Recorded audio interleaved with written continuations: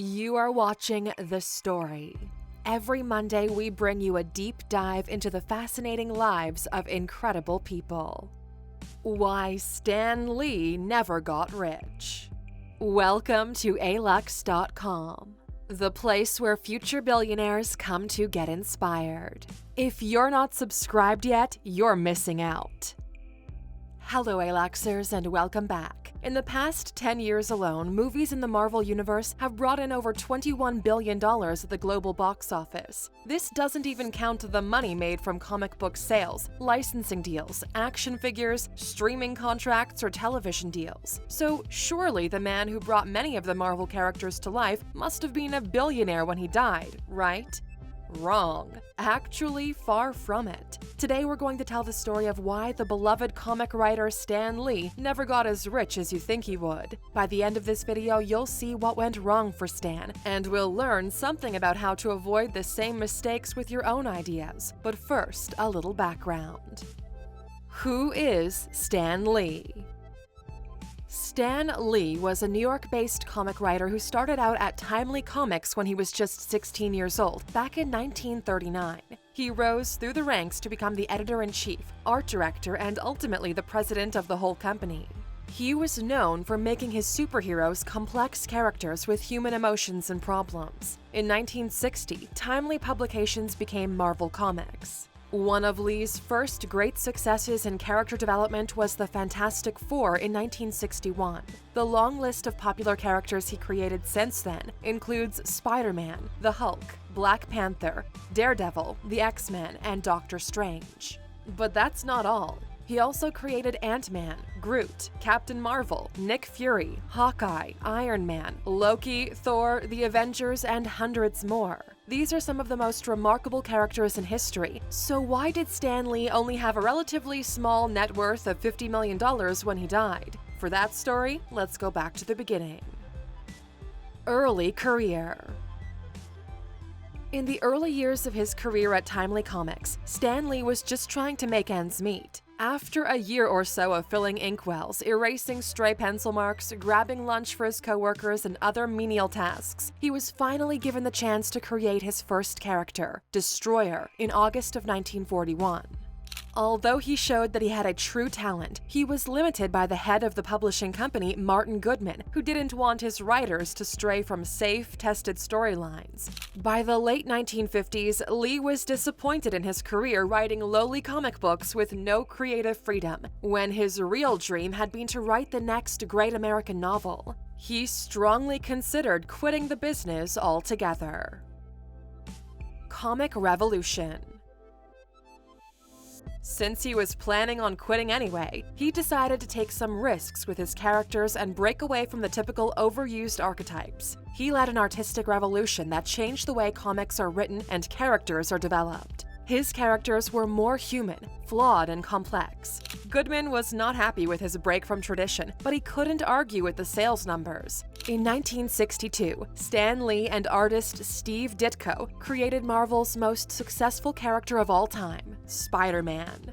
Within the span of a couple of years, Lee co-created the Hulk, Thor, the Avengers, the X-Men, Doctor Strange, and Daredevil. Throughout this period of creativity, Lee was under contract with his publisher, which had been renamed Marvel Comics. Since he was their employee, they owned every character and storyline he created. Lee said he was paid well during this time and he was happy just to make his paycheck. He never dreamed he could be a millionaire. Meanwhile, even in those days, Marvel was beginning to build an entire empire on the popularity of his characters. Lifetime contract. Lee stopped writing comics monthly in 1972 and became the public face of Marvel Comics. Comic book creators at Marvel didn't begin earning royalties for their work until 1982. In 1981, Lee moved to California to help develop Marvel's TV and movie properties. He was even made president of Marvel for a short time, but he didn't feel like he was well suited for the role. He was paid well for his work, but it was nothing compared to what his creative ideas brought into the company.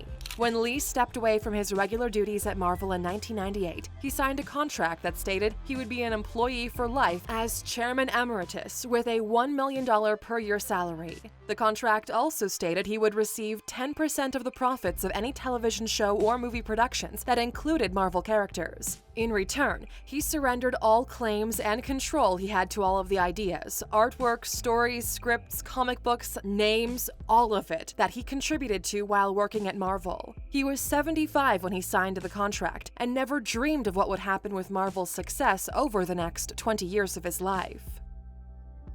Stan Lee versus Marvel lawsuit.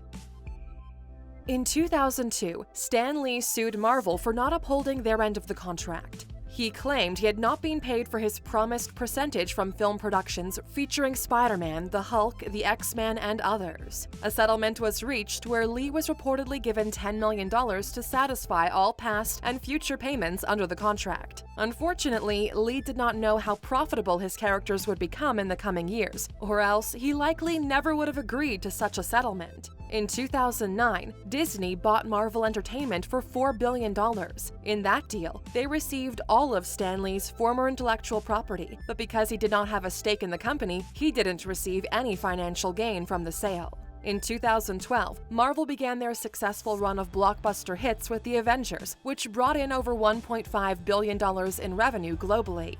This should have been an amazing payday for Lee, but he didn't see a dime of it. He wasn't even paid for his role as executive producer of the film. This was just an honorary title. When asked about it, he stated, "I hate to admit this, but I do not share in the movie's profits. I just share in the interviews, in the glamour, in the people saying, 'Wow, I love that movie, Stan,' but I'm not a participant in the profits."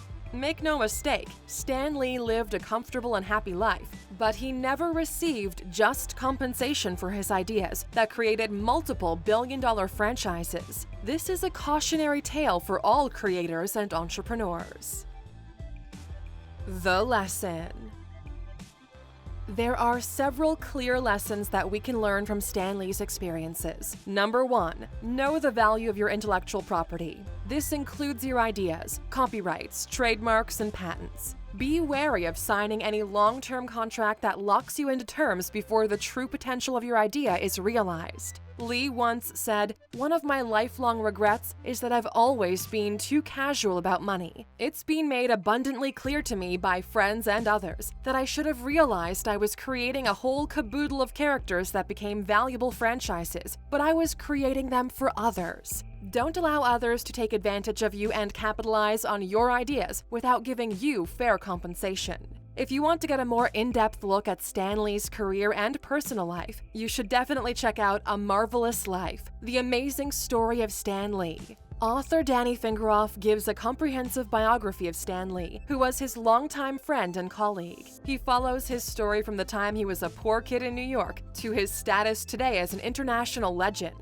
This book is being released in November, but you can pre-order it on Audible right now for $31. Even better, go to Alux.com/freebook and sign up. If it's your first time, you'll get the audiobook version for free, thanks to our partnership with Audible. The quote. While researching his story, we've come across this incredible quote from Stan Lee we'd like to share with you, and it goes like this.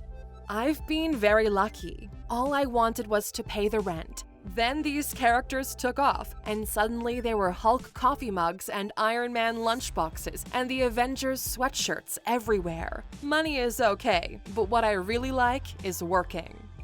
Stan Lee reminds us how vital it is to find what we are passionate about, and if you can find a way to embrace your passion while also bringing in income, you've really reached the sweet spot in life. Question.